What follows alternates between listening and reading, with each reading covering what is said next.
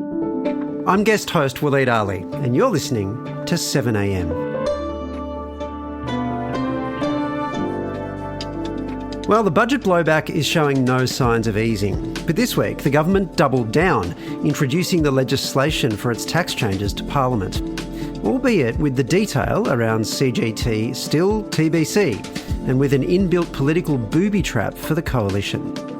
At the same time, Pauline Hanson is floating her own negative gearing model as One Nation continues its surge in the polls. And while Labor and the coalition wrestle with how to fend off Hanson's rise, the Teals are mulling a plan of their own, a Teal party combining the power of independents like David Pocock, Zali Steggall and Allegra Spender.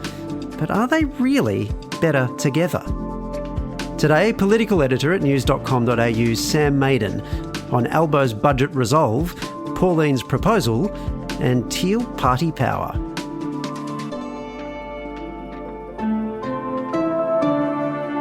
It's Saturday, May 30.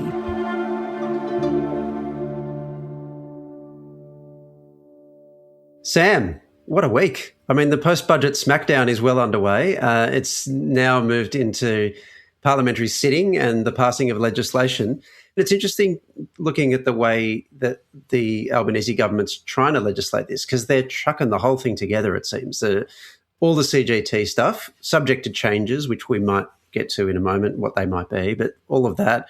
But also the Watto, which I think is the correct pronunciation, the $250 I like the Lamington more. Remember we had the Lamington was evocative, wasn't it? Yeah. But by putting all of these things together, what's happening? Are they just trying to wedge the coalition into, if they don't want to accept the CGT stuff, they're going to have to vote against a tax cut as well? Yeah, I mean, like, it's just classic wedge politics. All governments do it, and they basically are trying to set up a situation where Angus Taylor finds himself back in that position that he found himself before the election, which was really important in terms of really making life extremely difficult in retrospect for Peter Dutton, because they voted against tax cuts. And there's so much kind of material on the public record about how Liberal Party elders recognised that this was a huge mistake. So they're trying to set that situation up again. I mean, they kind of are putting everything into one legislation, and they're not, because while the bulk of the, if you want headline skeleton changes that we're going to do something to negative gearing, we're going to do something to CGT. Yes, that's in the legislation, but the detail as it applies, for example, to some of the more controversial elements like startups and things like that, they're putting off to a later tranche of legislation. And they've also been forced to put some of it off to a short, sharp Senate inquiry. I don't see that as catastrophic as some people want to make it, because the Greens are really controlling that. They have said, look, we can get this done in a pretty tight time frame. I think it's June 22 or something like that. I mean, it's very fast, right? So if they have to accept a 3-week delay to get the Greens to go through the motions of doing this, the Greens obviously want to go further. They want to know why the government is grandfathering so much of this. I don't think that that's a big drama, really, for the Labor Party. You mentioned that the detail we still don't have. So at the moment what they're doing is passing kind of like the shell of the budget, and then they'll put the stuff in the shell a bit later.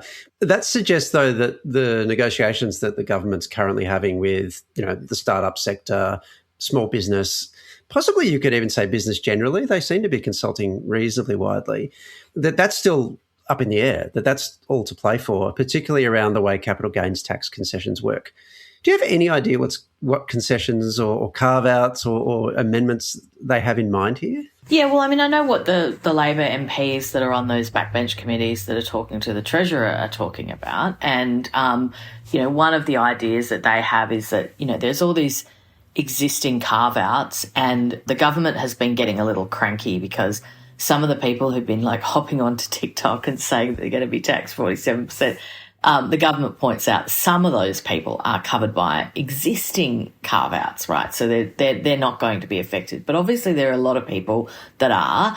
And the really big concern is that when you have startups, that they are not in a position to basically use some of these things to make their tax situation better because they're coming off a sort of zero base, right? So the Prime Minister made some comments again on Thursday with regard to this. We're introducing a permanent loss carryback to support resilience, investment and risk-taking, helping up to 85,000 companies a year. We're introducing loss refundability to help up to 25,000 startups per year grow in their early years. We're expanding tax incentives for venture capital to unlock industry knowledge for young expanding firms, and we're better targeting the R&D tax incentive. The government, though, is sending some very clear signals, I think, that they don't want to make major carve-outs. So I think that really the government is pretty full speed ahead, and it's worth thinking a little bit about, I suppose, why that is. Why is it, Sam? Well, because they believe in it, right? I mean, they believe that the tax system as it stands is too generous to people that are wealthy, who have accountants, basically, who can set up trusts, who can set up CGT, who can buy an investment property, who can reduce their income tax, can do all of these things. And look, my personal gut instinct, and it's just that, is that I think the government does want to put downward pressure on house prices, but I think that is, to some extent, it's going to be quite modest.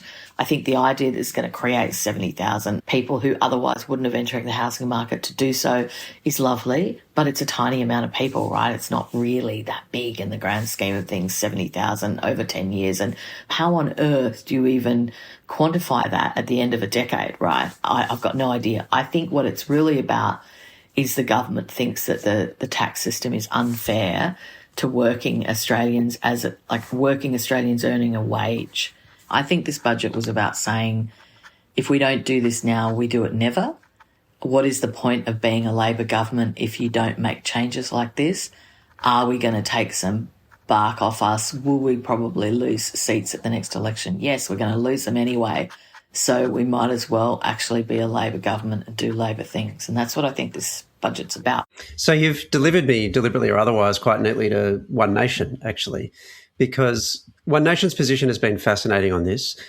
Pauline Hanson spoke about her own approach to negative gearing, which would be to limit it to 2 properties. So rather than this Labor approach, which is about preserving it for new builds but removing it, albeit in a grandfathered way, for current property. So there's that policy there. But before you get to that policy, she did articulate a particular philosophical objection, which is she didn't want to remove investor tax concessions because that was just denying young people the opportunity to benefit from the tax concessions that older people had already benefited from. So I guess what we're watching is an argument over whether young people see themselves as potential investors and business owners and people who build wealth, or they simply see themselves as people who are being locked out of a market because they will never be able to invest. I don't know who's reading the electorate and the mood of young voters particularly better. Who do you think wins that political argument? Look, I think it's really fascinating because, first of all, I think there are a lot of young people that are already investors. This whole rent-vestor thing, I think, is interesting for 2 reasons. One is some people are doing it. 2 is some people would like to do it. So it's this kind of aspirational debate. I don't think you can define the parameter of it only by people that are doing it.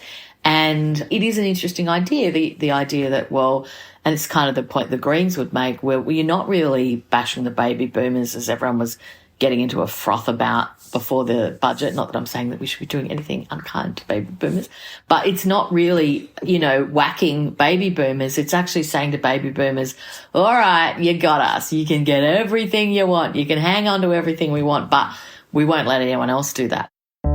So I think that there is an argument there. But once again, I mean, Pauline Hanson has a long-standing position on this negative gearing thing. It's not something that she popped out this week. But again, Pauline Hanson is saying you got to limit negative gearing. The only thing I'd say about that as well is that in classic populist style, a lot of people go, oh, that sounds very reasonable. But we had those figures from the RBA this week that said, I think 80% of people who negatively gear only have 1 property. So if you were to say you can only have 1 property, like the Greens say, or if you were to say you can only have 2 properties, as Pauline Hanson said, you wouldn't really make much of a change at all. So you'd have to ask some questions, I think, about whether that was worth actually doing. Still to come, could the Teals combine forces in a new party?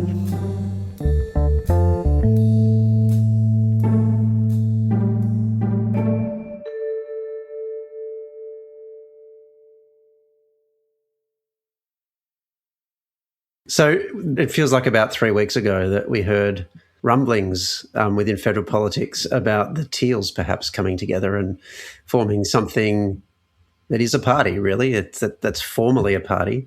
Then I think that there was a huge bang, and then it kind of went a bit quiet. What's actually happening here, Sam? Is this a real idea, or is this a headline? I don't think it's that complicated. I think that basically Allegra Spender would like to do it, and the rest of them aren't that interested, because the other ones kind of raced out to say, it was a bit like high school. I think some of them were meant to hold a press conference together that day, and they were like, no, we won't do that. Like, we're not going to stand next to you. If you're going to do that with the cheer squad, we're out. No, that is just a very silly thing for me to say. But the other thing that's interesting is that, some of the big backers of the Teals in the beginning don't like the idea of them being called a party. I just feel like it would cause more problems than it would assist to some extent. But it's kind of tricky for them, I suppose, not dissimilarly to the Liberal Party or the Labor Party, but you have people like Allegra Spender, who's basically like a classic moderate Liberal Party person, right? She's sort of economically conservative and socially more left-wing. She's kind of like a classic Malcolm Turnbull, really. Like, it's kind of indistinguishable to a large extent. It's probably like Malcolm Turnbull was madly backing her all the time. But then you have people like Monique Ryan down in Melbourne, who I think is kind of like someone who should be in the Greens, right? And so, you'd have the same issue in terms of getting all those people into the tent, I suppose. Would the task get simpler or more complicated if they started poaching some moderates within the Liberal Party? It would be more simpler for Allegra Spender, because she'd have more fellow travellers. I've got to be honest, I think Allegra Spender is really impressive, and I think that, if she was in the Liberals, she would be on the front bench. I mean, if the Liberals had any brains, and right now I'm not sure if that's in existence, they would poach her, right? But would there be a home for someone like Allegra Spender in the coalition as it currently stands?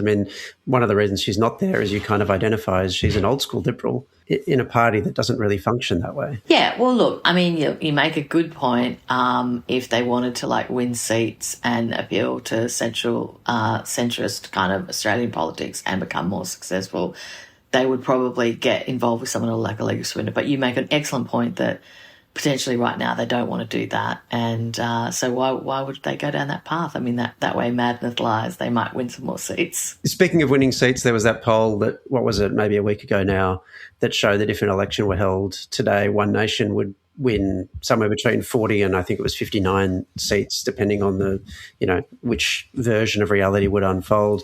Obviously, it's a poll, it's reflective, there's a lot to happen before the next election. We saw another poll come out this week, I think it was by Essential, that showed that One Nation was within 1 point of Labor, and it had gained, I think, 3 points in the aftermath of the budget, while Labor had fallen back. Who's winning the budget at the moment, Sam? And more pointedly, is it One Nation? No, I don't think so. Look, I'm ready to be really wrong, so I'll just say something wild on the 7am podcast. Yes. Yeah.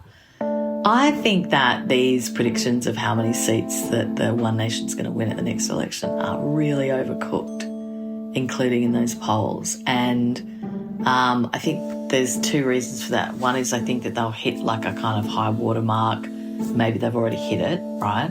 And two is, and I think this is really important, I just don't think they've got the infrastructure in all these seats, right? Let alone the candidates. Obviously they would have a problem with candidates and vetting. Don't get me wrong, they're doing gangbusters, right? They're doing really well. And there's a lot of international examples of things like this happening in the UK and all the rest of it, and the Conservative Party's being a bit of a rabble. So I'm not suggesting we're not going through some sort of major tectonic shift, I'm sure we are, but I just don't think that, the idea that they're going to be the government, I just think is baloney. And, I don't know, maybe they could replace the Liberals at the next election. But I don't think that they're going to win the number of seats that these polls suggest. And I don't think that they've got the infrastructure on the ground to deliver it. Always great to chat, Sam. Thank you.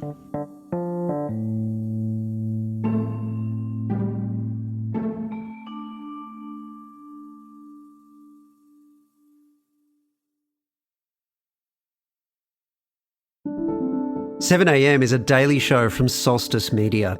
It's made by Ariel Richards, Atticus Bastow, Chris Dengate, Daniel James, Crystal Keller, Ruby Jones, Travis Evans and Zoltan Fexo. Theme music is by Ned Beckley and Josh Hogan of Envelope Audio. I'm Waleed Ali. Thanks so much for listening this week. And the regular team will be back with more 7am podcasts next week.